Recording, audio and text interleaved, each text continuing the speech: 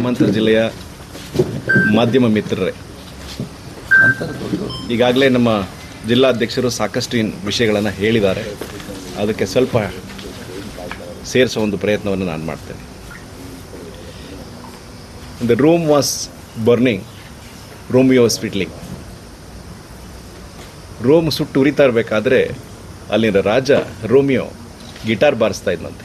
ಇವತ್ತು ಹಂಗಾಗಿದೆ ಇವತ್ತು ನಮ್ಮ ಕಾಂಗ್ರೆಸ್ನ ಪರಿಸ್ಥಿತಿ. ಇವತ್ತು ಬೆಂಗಳೂರಿನ ಸುಮಾರು 70ರಷ್ಟು ಭಾಗ ಮುಳುಗಿದೆ. ಸುಮಾರು 10ಕ್ಕೂ ಹೆಚ್ಚು ಜನ ಸತ್ತಿದ್ದಾರೆ. 1336ರಲ್ಲಿ ಅಕ್ಕಬುಕ್ಕರಿಂದ ಸ್ಥಾಪಿತವಾದಂತಹ ವಿಜಯನಗರ ಸಾಮ್ರಾಜ್ಯದ ಹಂಪಿಯಲ್ಲಿ ಇವತ್ತು ಅವರು ಒಂದು ಸಾಧನಾ ಸಮಾವೇಶ ಅಂತ ಮಾಡ್ಕೊಂಡು ಬಂದಿದ್ದಾರೆ.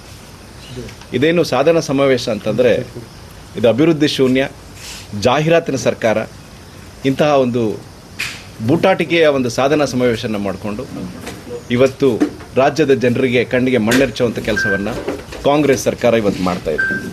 ಸ್ನೇಹಿತರೆ, ಈಗಾಗಲೇ ತಮಗೆಲ್ಲ ಗೊತ್ತಿದೆ, ಏಪ್ರಿಲ್ 22 ಕಾಶ್ಮೀರದ ಕಣಿವೆಯಲ್ಲಿ ಉಗ್ರರು, ಪಾಕಿಸ್ತಾನದ ಪ್ರೇರಿತರಾದಂಥ ಉಗ್ರರು ಸುಮಾರು 25 ಜನರನ್ನು ನೀವು ಹಿಂದೂಗಳೇ, ನಿಮಗೆ ಕಲ್ಮಾ ಓದಲಿಕ್ಕೆ ಬರುತ್ತೆ ಅಂತ ಹೇಳಿ, ಅಷ್ಟೇ ಅಲ್ಲದೆ ಅವರದ್ದು ಬಟ್ಟೆಯನ್ನು ಬಿಚ್ಚಿಸಿ ಅಮಾಯಕವಾಗಿ ಘೋರ ಹತ್ಯೆಯನ್ನು ಮಾಡಿರ್ತಕ್ಕಂಥದ್ದು ಕರ್ನಾಟಕದ ಶಿವಮೊಗ್ಗದ ನಮ್ಮ ಬಂಧುಗಳು ಕೂಡ ಇರತಕ್ಕಂಥದ್ದನ್ನು ತಾವು ಕೇಳಿದ್ದೀರಿ. ಇಂತಹ ಒಂದು ಸಂದರ್ಭದಲ್ಲಿ ಒಂದು ದಿಟ್ಟ ನಿರ್ಧಾರವನ್ನು ತೆಗೆದುಕೊಂಡ ಭಾರತದ ಪ್ರಧಾನಮಂತ್ರಿಗಳಾದ ಸನ್ಮಾನ್ಯ ಶ್ರೀ ಮೋದಿಜಿಯವರು ಬಿಹಾರದಿಂದ ಒಂದು ಸಂದೇಶವನ್ನು ಕೊಟ್ಟರು. ಇಂಥ ಘೋರ ಅಪಮಾನ ಮಾಡಿದಂಥ ನಿಮಗೆ, ನೀವೆಲ್ಲಿದ್ದರೂ ಕೂಡ ನಿಮ್ಮನ್ನು ಹುಡುಕಿ ಹೊಡೆದು ನಿಮಗೆ ಊಹಿಸಲಾರದಂಥ ಒಂದು ಶಿಕ್ಷೆಯನ್ನು ಕೊಡ್ತೀನಿ ಅಂತ ಒಂದು ಶಪಥವನ್ನು ಮಾಡಿದರು. ಅದಕ್ಕೆ ಸಂಬಂಧಪಟ್ಟ ದೇಶಕ್ಕೆ ಒಂದು ಸೂಚನೆಯನ್ನು ಕೊಟ್ಟರು. ಸುಮಾರು 14 ದಿನ ಅವರು ಕಾಯ್ದರು ಕೂಡ. ಆದರೆ ಈ ಒಂದು ಪಾಕಿಸ್ತಾನ ತನ್ನ ಉಗ್ರರನ್ನು ಇನ್ನೂ ಬೆಳೆಸಲಿಕ್ಕೆ ಸಾಧ್ಯ ಮಾಡಿದ ಸಂದರ್ಭದಲ್ಲಿ ಮೇ 8, 7, 8, 9ನೇ ತಾರೀಕು ಉಗ್ರರು ಅಡಗಿರ್ತಕ್ಕಂಥ 9 ತಾಣಗಳಲ್ಲಿ ಸುಮಾರು 100 ಕಿಲೋಮೀಟ್ರು ಪಾಕಿಸ್ತಾನದ ಒಳಗಡೆ ಹೋಗಿ ನಮ್ಮ ಬ್ರಹ್ಮೋಸ್ ಅಸ್ತ್ರಗಳನ್ನು ಉಪಯೋಗಿಸಿ ಆಧುನಿಕ ತಂತ್ರಜ್ಞಾನವನ್ನು ಬಳಸಿ ಅಲ್ಲಿದ್ದಂಥ 100 ಉಗ್ರರನ್ನು ಸಾಯಿಸಿದ್ದನ್ನು ತಾವು ನೋಡಿದಿರಿ.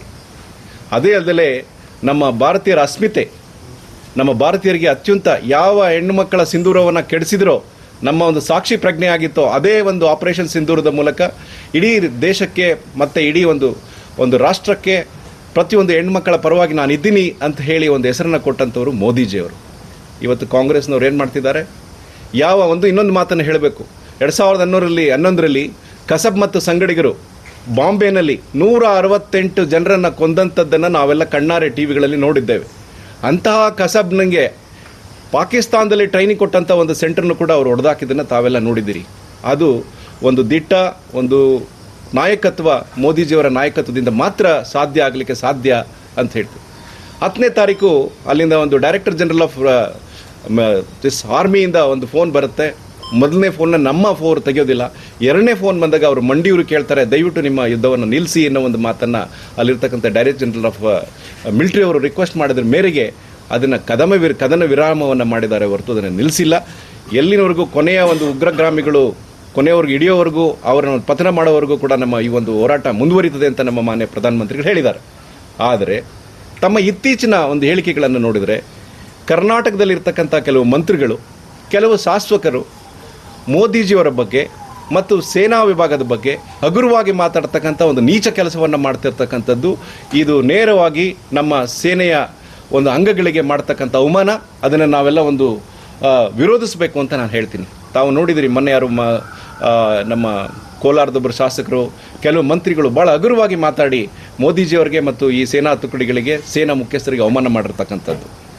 ಅಷ್ಟೇ ಅಲ್ಲದೆ ನಮ್ಮ ಬಸವರಾಜ ರಾಯರೆಡ್ಡಿಯವರು ಆರ್ಥಿಕ ಸಲಹೆಗಾರರು ಮುಖ್ಯಮಂತ್ರಿಗಳಿಗೆ ಒಂದು ಮಾತನ್ನು ಹೇಳಿದರು. ತಮಗೆಲ್ಲ ನೆನಪಿರಬೇಕು ಪತ್ರಕರ್ತರಿಗೆ. ಕಾಂಗ್ರೆಸ್ ಸರ್ಕಾರ ಒಂದು 60% ಸರ್ಕಾರ ಆಗ್ತಿದೆ, ಭ್ರಷ್ಟ ಸರ್ಕಾರ ಆಗ್ತಿದೆ ಅಂತ ಅವರೇ ಒಂದು ವಿಧಾನಸೌಧದಲ್ಲಿ ಕೂತ್ಕೊಂಡು ಹೇಳಿದ್ದಂಥದ್ದು. ಅದರ ಪೂರಕವಾಗಿ ತಮಗೆ ಗೊತ್ತಿದೆ, ಒಂದು 3,000 ಕೋಟಿ ಪ್ರಕರಣವನ್ನು ನಡೆದಂಥದ್ದು ಮೂಢ ಹಗರಣ. ಅದರಲ್ಲಿ ಮಾನ್ಯ ಮುಖ್ಯಮಂತ್ರಿಗಳು ಏನು ಹೇಳಿದರು, ನನಗೆ 62 ಕೋಟಿ ರೂಪಾಯಿ ಕೊಡಿ, ನಾನು ನಿಮ್ಗೆ 14 ಸೈಟನ್ನು ವಾಪಸ್ ಕೊಡ್ತೀನಿ ಅಂತ ಹೇಳಿದವರು. ಯಾವಾಗ ಕೋರ್ಟು ಮತ್ತು ಲೋಕಾಯುಕ್ತಗೆ ಎದುರ್ಕೊಂಡು ಅವ್ರು ಏನು ಮಾಡಿದರು, ನೇರವಾಗಿ ಅದನ್ನು ಸರ್ಕಾರಕ್ಕೆ ಬಿಟ್ಟುಕೊಟ್ಟದ್ದನ್ನು ತಾವೆಲ್ಲ ನೋಡಿದಿರಿ. ಅಲ್ಲದೆ ಈ ಭಾರತ ಖಂಡದಲ್ಲೇ ನಡೆದಿರ್ತಕ್ಕಂಥ ಒಂದು ಭ್ರಷ್ಟಾಚಾರ ಏನಂದರೆ, ಕರ್ನಾಟಕದ ಖಜಾನೆಯಿಂದ ನೇರವಾಗಿ 187 ಕೋಟಿ ರೂಪಾಯಿನ ಹೈದರಾಬಾದಲ್ಲಿದ್ದಕ್ಕಂಥ ವೈಯಕ್ತಿಕ ಖಾತೆಗಳಿಗೆ ಟ್ರಾನ್ಸ್ಫರ್ ಮಾಡಿ, ಅಲ್ಲಿಂದ ಬಾರ್, ರೆಸ್ಟೋರೆಂಟು, ಜ್ಯುವೆಲರ್ಸ್ಗೆ ಟ್ರಾನ್ಸ್ಫರ್ ಮಾಡಿ, ಅಲ್ಲಿಂದ ಹಣವನ್ನು ಬಳ್ಳಾರಿಯಲ್ಲಿ ಬಳಸಿದಂಥ ಅಂದಿನ ಸಚಿವರಾದಂಥ ನಾಗೇಂದ್ರ ಅವರ ಭ್ರಷ್ಟ ಕರ್ಮಾಚಾರವನ್ನು ತಾವು ನೋಡಿದಿರಿ. ಅಷ್ಟೇ ಅಲ್ಲದೆ ಸಾಮಾನ್ಯ ಸಿದ್ದರಾಮಯ್ಯನವರು ಒಂದು ಮಾತನ್ನು ಹೇಳಿದರು ಶಾಸನಸಭೆಯಲ್ಲಿ ನಡೀತಕ್ಕ ಸಂದರ್ಭದಲ್ಲಿ. ಏನದು, ಇಲ್ಲ ಅದು 184 ಕೋಟಿ ಅಲ್ಲ, ಅದು 86 ಕೋಟಿ ಅಂತ. ಅಂದರೆ ಒಪ್ಕೊಂಡ್ರಲ್ಲ 86 ಕೋಟಿ. ಆ 86 ಕೋಟಿ ಇವತ್ತು ಎಲ್ಲಿದೆ ಅಂತ ಹೇಳಬೇಕಲ್ಲ ಜನರಿಗೆ.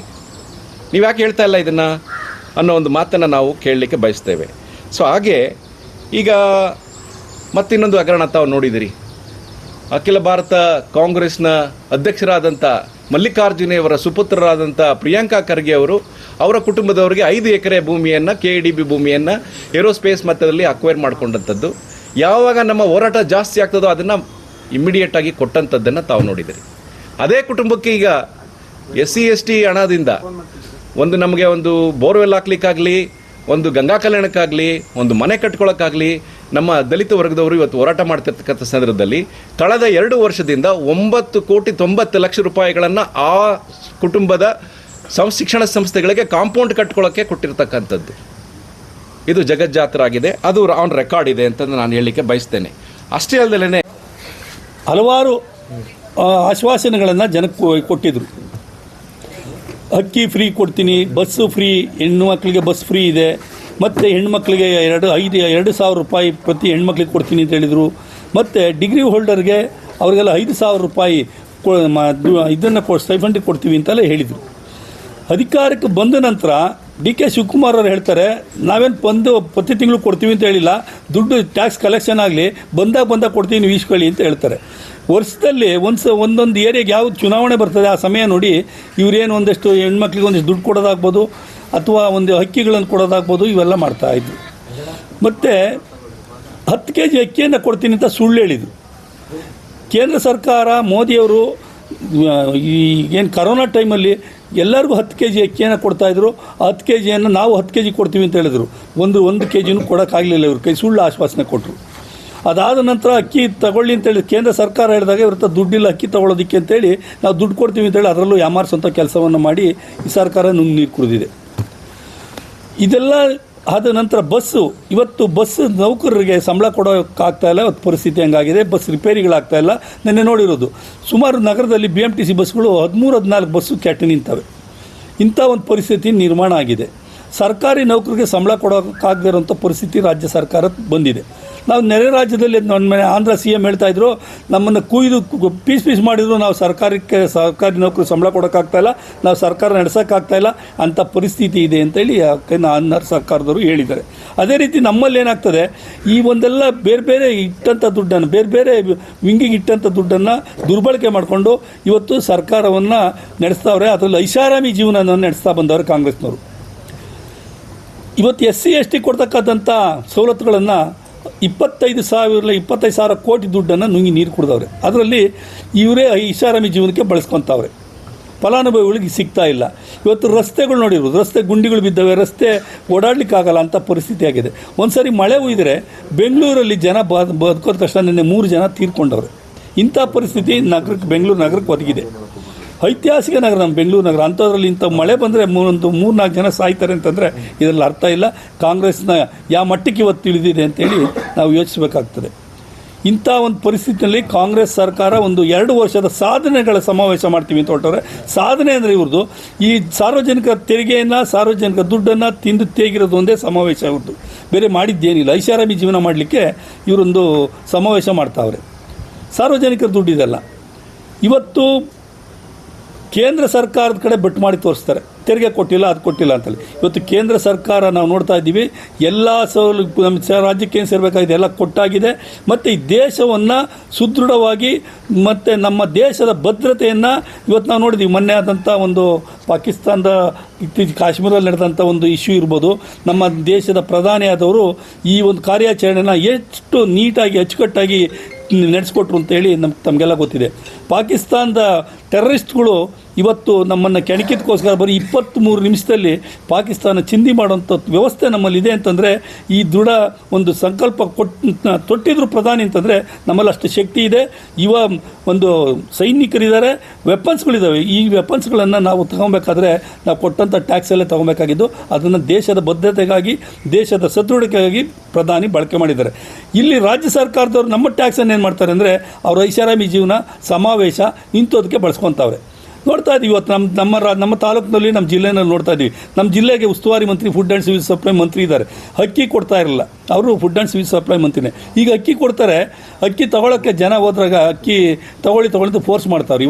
ಇತ್ತೀಚಿನ ದಿನಗಳಲ್ಲಿ ಈಗ ಇವರು ಅಕ್ಕಿಯನ್ನು ಹಿಂದೆ ದುಡ್ಡು ಕೊಡ್ತಾರೆ. ಈಗ ಯಾರು ದುಡ್ಡು ಮಾರ್ಕೊಂಬಿಡ್ತಾರೆ ಅವ್ರನ್ನೆಲ್ಲ ಹಿಡ್ಕೊಡಿ ಅಂತೇಳಿ ಎಲ್ಲ ಸೊಸೈಟಿನವ್ರಿಗೆ ಒಂದು ಪರಮಾನ ನೋಡಿಸೋರು, ಯಾರು ಆಹಾರ ಮಂತ್ರಿಗಳು. ಇದು ಆಗಬಾರ್ದಿತ್ತು. ಯಾರೋ ಇವತ್ತು ಹಿಂದೆ ಎಲ್ಲ ದುಡ್ಡು ಕೊಡ್ತಾ ಇರಲ್ವ, ಸರ್ಕಾರದವರೇ ದುಡ್ಡು ಕೊಡ್ತಾಯಿದ್ರು, ನೀವು ಅಕ್ಕಿ ಬದಲು ದುಡ್ಡು ಕೊಡ್ತೀವಿ ಅಂತ ಹೇಳ್ತಾಯಿದ್ರು. ಇಂಥ ಪರಿಸ್ಥಿತಿ ಒಂದು ನಿರ್ಮಾಣ ಮಾಡಿ ಏನೋ ಒಂದು ಅಚಾತುರ್ಯವನ್ನು ನಿರ್ಮಾಣ ಅಂತ ಕಾಂಗ್ರೆಸ್ ಮಾಡ್ಕೊಂಡು ಹೋಗ್ತಾ ಇದೆ. ಈ ನಿಟ್ಟಿನಲ್ಲಿ ಕಾಂಗ್ರೆಸ್ ಇವತ್ತು ಜನಕ್ಕೆ ಯಾಮಾರಿಸಿದೆ. ಅವ್ರು ಕೊಟ್ಟಂಥ ಆಶ್ವಾಸನೆಗಳನ್ನು ಈಡೇರಿಸಿಲ್ಲ, ಅವ್ರು ಕೊಟ್ಟಂಥ ಮಾತನ್ನು ಉಳಿಸ್ಕೊಂಡಿಲ್ಲ. ಆಮೇಲೆ ಇವತ್ತು ಶಿಕ್ಷಣ ಇರ್ಬೋದು, ಎಷ್ಟು ಅಧೋಗತಿಗೆ ತಂದಿಸಿದ್ದಾರೆ. ಇವತ್ತು ನಾನು ಯಾವುದೋ ಬೆಳಗ್ಗೆ ಪೇಪರ್ ನೋಡ್ತಾ ಇದ್ದೆ, 5% ಸರ್ಕಾರಿ ಕಾಲೇಜುಗಳಲ್ಲಿ 5% ಫೀಸನ್ನು ಹೆಚ್ಚಿಗೆ ಮಾಡಿದ್ದಾರೆ.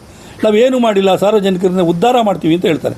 ಇವತ್ತು ಡೀಸೆಲ್ ಪೆಟ್ರೋಲ್ ಬೆಲೆ ಏರಿಕೆ ಮಾಡಿದ್ದಾರೆ, ಹಾಲಿನ ಬೆಲೆ ಏರಿಕೆ ಮಾಡಿದ್ದಾರೆ.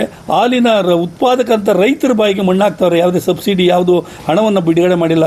BJP ಸರ್ಕಾರ ಇದ್ದಾಗ ಎಷ್ಟು ಹಣವನ್ನು ಬಿಡುಗಡೆ ಮಾಡಿದ್ರು, ಇವತ್ತು ಅವರನ್ನು ಎಷ್ಟು ತಡೆ ಹಿಡಿದವ್ರೆ ಒಂದ್ಸರಿ ಯೋಚನೆ ಮಾಡಬೇಕಾಗ್ತದೆ. ಇವತ್ತು ಹಸು ಸಾಕಬೇಕಾದ್ರೆ, ಹೈನುಗಾರಿಕೆ ಮಾಡಬೇಕಾದ್ರೆ ಹಳ್ಳಿ ಜನ 80% ಹಳ್ಳಿನಲ್ಲಿ ಹೈನುಗಾರಿಕೆ ನಂಬ್ಕೊಂಡು ಜೀವನ ಮಾಡೋಂಥ ಜನಗಳು. ಅಂಥ ಜನಗಳಿಗೆ ಒಂದೆಲ್ಲ ದೋಖ ಮಾಡೋಂಥ ಸರ್ಕಾರ ಇದಾಗಿದೆ. ಒಂದು ಹಸುಗಳು ಮೇವುಗಳಿಗೆ ಸರಿಯಾದ ಬೆಲೆ ಸಿಗ್ತಾ ಇಲ್ಲ, ಹೆಚ್ಚಿಗೆ ಬೆಲೆ ಕೊಟ್ಟು ತರಬೇಕಾಗ್ತದೆ. ಮತ್ತು ಹಾಲಿಗೆ ಸರಿಯಾದ ಬೆಲೆ ಸಿಗ್ತಾ ಇಲ್ಲ. ಇದರಿಂದ ರೈತರು ಜೀವನ ಮಾಡೋದೇ ಕಷ್ಟ ಆಗಿದೆ, ಅಂಥ ಪರಿಸ್ಥಿತಿ ನಿರ್ಮಾಣ ಆಗಿದೆ. ಇತ್ತೀಚಿನ ದಿನಗಳಲ್ಲಿ ಈ ನಮ್ಮ ಕಾನೂನು ಸುವ್ಯವಸ್ಥೆನೂ ಹದಗೆಡಿಸಿ ಹಾಕಿದ್ದಾರೆ. ಹೆಣ್ಣು ಮಕ್ಕಳು ಇವತ್ತು ಬದುಕಲಿಕ್ಕೆ ಆಗ್ತಾಯಿಲ್ಲ. ಸಾರ್ವಜನಿಕರು ಇವತ್ತು ರಸ್ತೆಯಲ್ಲಿ ರಾತ್ರಿ 10-12 ಗಂಟೆ ಮೇಲೆ ಓಡಾಡೋಂಗಿಲ್ಲ. ಎಲ್ಲಿ ನೋಡೋಲ್ಲಿ ಡಕಾಯಿತಿ, ಸುಲಿಗೆ, ದರೋಡೆ ಇಂಥ ಪರಿಸ್ಥಿತಿಗೆ ಬಂದು ನಿಂತಿದೆ. ಇವತ್ತು ಸಣ್ಣ ಮಕ್ಕಳ ಮೇಲೆ ಅತ್ಯಾಚಾರಗಳನ್ನು ನೋಡಿದ್ರೆ ಪ್ರತಿದಿನ ಯಾವುದಾದ್ರೂ ಒಂದು ಪೇಪರ್ ಇದ್ದೇ ಇರ್ತದೆ. ಇಂಥ ಒಂದು ಪರಿಸ್ಥಿತಿಗೆ ನಮ್ಮ ಗೃಹ ಮಂತ್ರಿಗಳು ಅಸಹಾಯಕರಾಗಿದ್ದಾರೆ. ಅವ್ರು ಕೂಡಲೇ ರಾಜೀನಾಮೆ ಕೊಡಬೇಕು. ಅವರು ಸಾಧಿಸಿದ್ದು ಏನೂ ಇಲ್ಲ. ಅದರಿಂದ ಇವತ್ತು ಎಲ್ಲ ಬೇಸತ್ತು, ಜನ ಸಾಕಷ್ಟು ಬೇಸತ್ತಿದ್ದಾರೆ.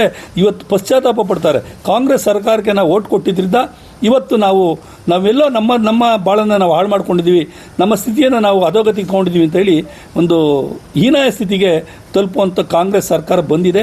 ಬರುವಂಥ ದಿನಗಳಲ್ಲಿ ಕಾಂಗ್ರೆಸ್ ಸರ್ಕಾರವನ್ನು ಬೇರೆ ಸಮೇತ ಕಿತ್ತೊಗೆಯುವಂಥ ಕೆಲಸ ಸಾರ್ವಜನಿಕರು, ಮತದಾರರು ಮಾಡಬೇಕು ಅಂತ ನಿರ್ಧಾರ ಮಾಡಿದ್ದಾರೆ. ಈ ನಿಟ್ಟಿನಲ್ಲಿ ಇವರ ಸಾಧನೆ ಸಮಾವೇಶವನ್ನು ಏನಕ್ಕೋಸ್ಕರ ಸಾಧನೆ ಮಾಡ್ತಾರೆ, ಏನಕ್ಕೋಸ್ಕರ ಸಮಾವೇಶ ಅನ್ನೋದನ್ನು ಜನಕ್ಕೆ ತಿಳಿಸ್ಬೇಕು ಅಂತೇಳಿ ನಮ್ಮ ರಾಜ್ಯ ವಕ್ತಾರರಾದಂಥ ದೊಡ್ಡ ವೆಂಕಟೇಶ್ ಅವರು ಬಂದಿದ್ದಾರೆ. ಅವರು ಸುವಿರವಾಗಿ ನಮ್ಮ ವಕ್ತಾರರು ಈ ಕಾಂಗ್ರೆಸ್ ಭ್ರಷ್ಟ ಬಗ್ಗೆ ಕಂಪ್ಲೀಟಾಗಿ ತಮಗೆಲ್ಲ ತಿಳಿಸಿದ್ದಾರೆ. ಇವತ್ತು ಅವರು 2ನೇ ವರ್ಷದ ಸಾಧನೆ ಬಗ್ಗೆ ಒಂದು ಬಹಳ ಅದ್ಧೂರಿಯಾದ ಕಾರ್ಯಕ್ರಮಗಳನ್ನು ಮಾಡ್ತಿದ್ದಾರೆ. ಆ ಹಿನ್ನೆಲೆಯಲ್ಲಿ ಇವತ್ತು ನೀವು ನೋಡ್ಬೋದು ಬೆಂಗಳೂರಿನ ಪರಿಸ್ಥಿತಿ ಹೇಗಿದೆ. ಇವತ್ತು ಮಳೆ ಬಂದಾಗಿಂದ ನಮ್ಮ ನೆಲಮಂಗಲ ಹೈವೇ ಪರಿಸ್ಥಿತಿ ಏನಾಗಿದೆ, ಕಳೆದ 3-4 ದಿವಸದಿಂದ ಭರ್ಜರಿ ಮಳೆ ಆಗಿರೋ ಹಿನ್ನೆಲೆಯಲ್ಲಿ ಅರ್ಧ ಬೆಂಗಳೂರು ಮುಳುಗಿದೆ. ಅದಕ್ಕೆ ಅವ್ರ ಹತ್ರ ಉತ್ತರ ಇಲ್ಲ. ಆದರೆ ಎಲ್ಲ ಶಾಸಕರಾಗಲಿ, ಎಲ್ಲ ಮಂತ್ರಿಗಳಾಗಲಿ ಹಾಗೂ ನಮ್ಮ ಮುಖ್ಯಮಂತ್ರಿಗಳು ಎಲ್ಲರೂ ಇವತ್ತು ಅವ್ರ 2 ವರ್ಷ ಸಾಧನೆಗಳನ್ನು ಇವತ್ತು ಅದ್ಧೂರಿಯಾಗಿ ಇವತ್ತು ಆಚರಣೆ ಮಾಡೋಕ್ಕೆ ಇವತ್ತು ಎಲ್ಲ ಕಡೆ ಒಂದು ಸಮಾವೇಶವನ್ನು ಮಾಡ್ತಾ ಇದ್ದಾರೆ.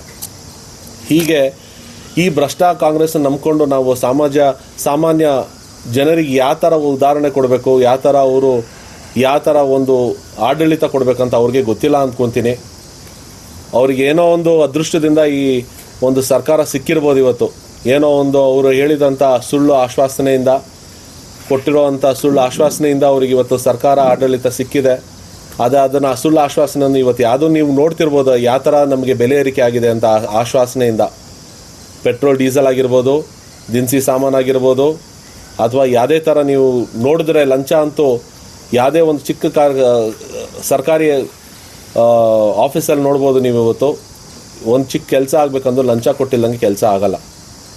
ಈ ನಮ್ಮ ತಾಲೂಕಿಗೆ ಬಂದರೆ ನಮ್ಮ ಶಾಸಕರು ತಾಲೂಕು ಸುತ್ತಲೂ ಇವತ್ತು ಎಲ್ಲ ಥರ ಗುದ್ಲಿ ಪೂಜೆಯನ್ನು ಮಾಡ್ಕೊಂಡು ಓಡಾಡ್ತಿದ್ದಾರೆ.